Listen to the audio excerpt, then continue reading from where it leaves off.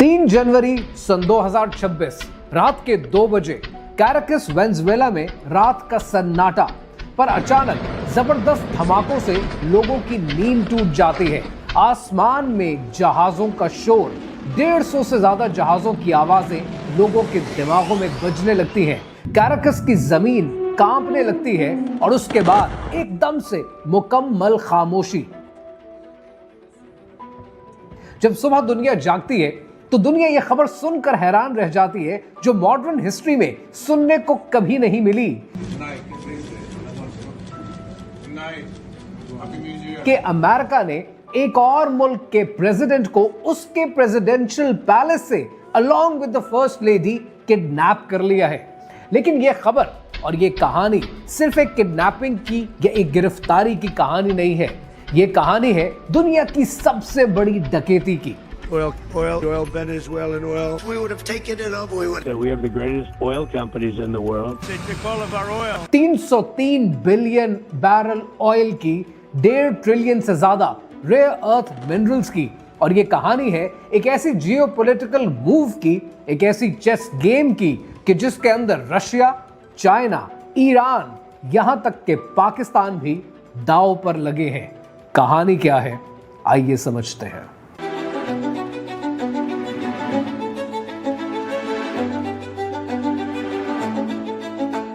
ये कहानी शुरू होती है सन 1922 में। वेनेजुएला के शुमाल मगरिब में लेक माराकेबो में ऑयल डिस्कवर होता है।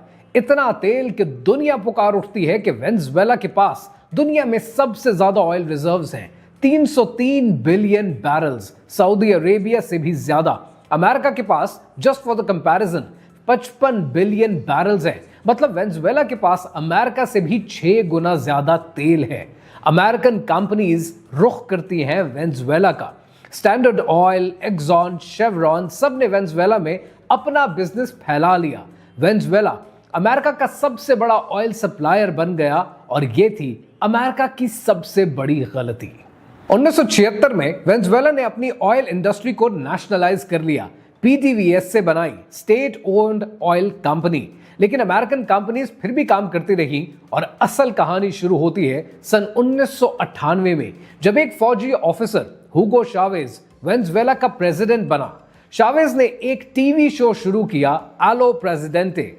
हर संडे 6 घंटे लाइव शो, सीधा आवाम से बात।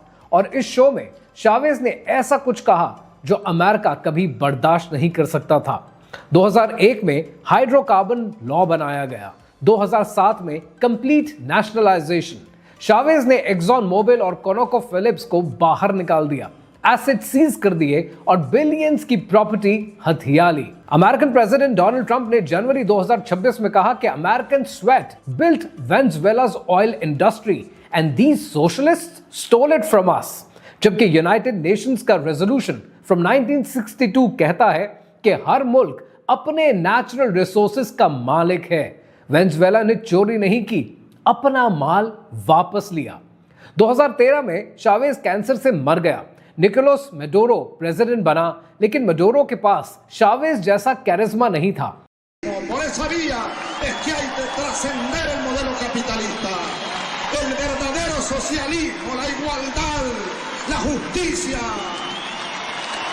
ऑयल प्राइसेस 2014 में क्रैश कर गई। $108 पर बैरल $30 पर बैरल पे आ गया। वेनेजुएला की इकोनॉमी तबाह हो गई।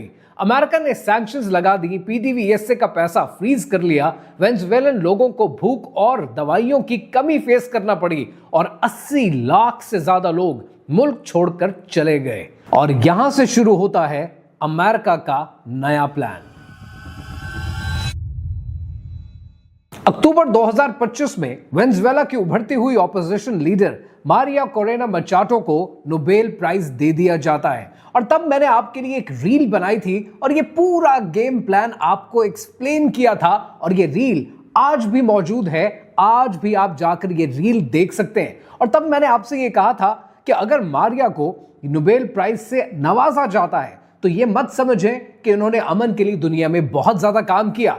नोबेल प्राइज, नाइटहुड, सर का खिताब, ये ज्यादातर पॉन्स को दिए जाते हैं जिनसे कभी ना कभी कोई ना कोई काम लेना हो।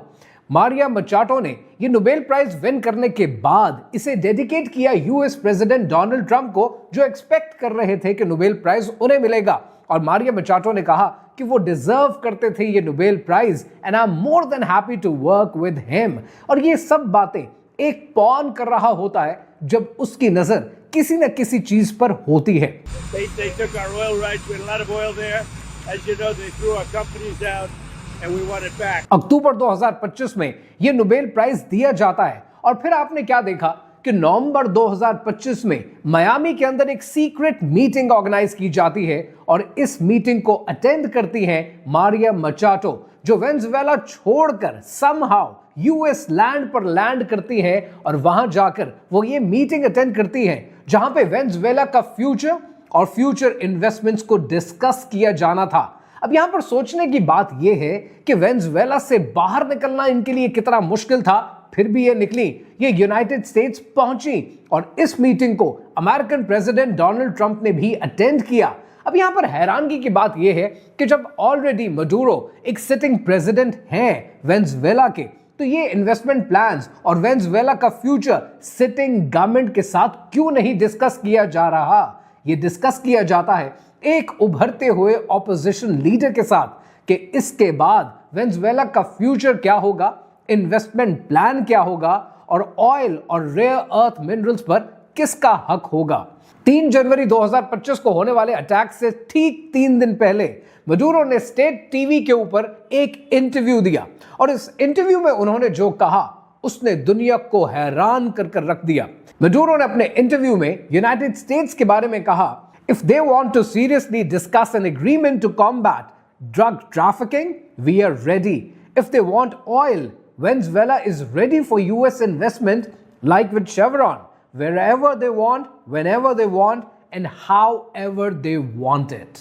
यानी in other words, मडूरो ने खुलकर सरेंडर कर दिया और सरेंडर के वक्त ये कहा कि अगर ड्रग ट्रैफिकिंग पे बात करनी है, हम कॉर्पोरेशन के लिए तैयार हैं।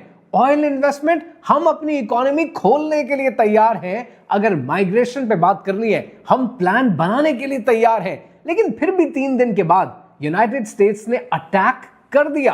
क्यों? क्योंकि ये चीज इस वक्त जियोपॉलिटिक्स की सबसे इंपॉर्टेंट मूव है और इसको समझने के लिए चाइना की मूव्स को क्लोजली स्टडी करना बहुत जरूरी है। अब सबसे इंपॉर्टेंट बात समझने की जरूरत है जो आपको कोई बताएगा नहीं कि अटैक से सिर्फ चंद घंटे पहले यानी 2 जनवरी 2026 को चाइना के special envoy for Latin America कुई जियोकी मुलाकात कर रहे थे मडूरो के साथ कैराकस, वेनेजुएला में। अब अगर के मीडिया से पूछा जाए तो दुनिया कहती है कि एक रूटीन डिप्लोमेटिक मीटिंग थी, इसके अलावा कुछ नहीं।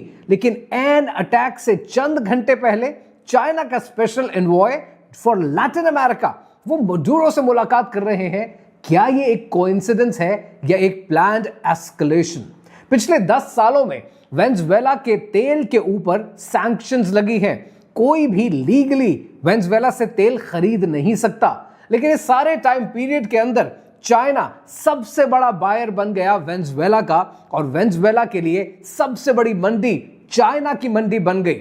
चाइना शैडो फ्लीट यूज करता है शिप्स जो रेडार से छुपकर ऑयल ले जाती हैं। ट्रंप ने दिसंबर 2025 में बड़ा क्लियरली कहा था कि टोटल एंड कंप्लीट ब्लॉकेड और ये अनाउंस किया कि कोई भी ऑयल टैंकर जो वेनेजुएला से ऑयल निकालेगा सीज कर लिया जाएगा। लेकिन चाइना ने इसे इग्नोर किया, इंपोर्ट्स जारी रखी और अमेरिका को चैलेंज किया। अब मैं आपको वो बात बताने वाला हूं जो मेन स्ट्रीम मीडिया आपको कभी बताएगा नहीं कि ये लड़ाई तेल की लड़ाई नहीं है, ये सारी लड़ाई है रेयर अर्थ मिनरल्स की।